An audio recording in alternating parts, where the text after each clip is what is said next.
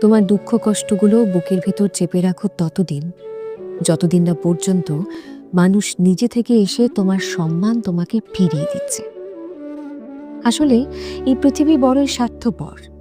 এখানে সম্মান হোক কিংবা অধিকার, কোনোটাই পায়ে হেঁটে তোমার কাছে আসবে না, বরং বিপরীতটাই ঘটবে বারংবার।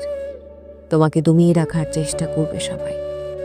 তোমাকে তোমাকে নিজের যোগ্যতায় সবটা জয় করতে হবে।